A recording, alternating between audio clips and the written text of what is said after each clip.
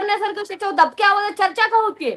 नाही व्हायला पाहिजे. दबक्या आवाजात चर्चा, उलट मोठी चर्चा पक्ष फोडणाऱ्यावरती व्हायला पाहिजे. एकत्र येऊन महाराष्ट्राचं वाटोळं करणाऱ्यावरती व्हायला पाहिजे, असं माझं स्पष्ट मत आहे. बरोबर आहे. आपण म्हणताय की पक्ष फोडणाऱ्यांवरती चर्चा व्हायला हवी.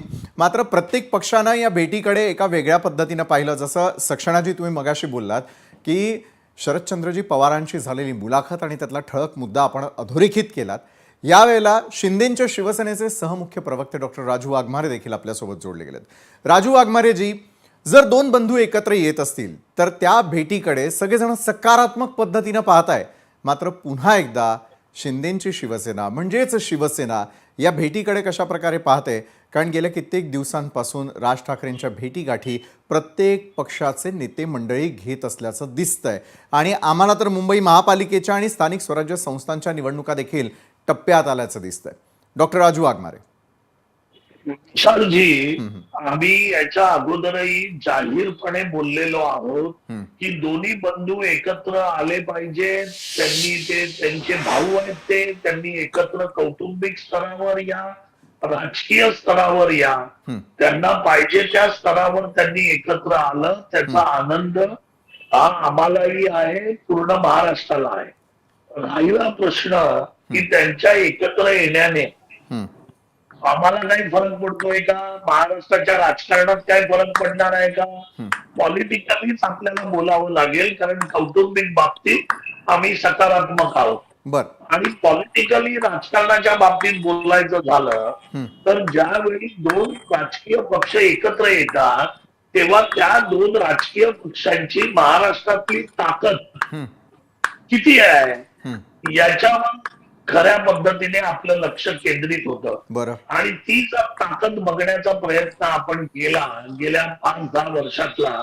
आणि आता उद्धवजींच्या उभाटाच्या गेल्या 2.5 वर्षातला परफॉर्मन्स जर आपण बघितला आणि तो आत्ताच्या बेसच्या पतपेढीच्या निवडणुकीपर्यंतचा परफॉर्मन्स बघितला तर राजकीय भाषेत बोलायचं झालं तर या दोन्ही पक्षाची राजकीय ताकद तेवढी मोठी राहिलेली नाहीये. म्हणजे निवडणुकीच्या माध्यमातून आणि जी दिसते, आकडे जे बोलतात ते आकडे तर कधी खोटं बोलत नाहीत. आता त्याच्यामुळे ती ताकद जर तेवढी नसेल तर त्याच्यावर चर्चा तेवढी करण्यात काय अर्थ नाही असं आम्हाला वाटतं. राजकीय दुसरा प्रश्न, आम्ही इंटरेस्टेड आहोत का राज ठाकरेंच्या बरोबर जायला? तर राज ठाकरेंबरोबर आमचे नेते भेटीगाठी करतायत. काय निर्णय घ्यायचा तो आदरणीय राज ठाकरेजी घेतील किंवा आदरणीय एकनाथरावजी शिंदे साहेब घेतील.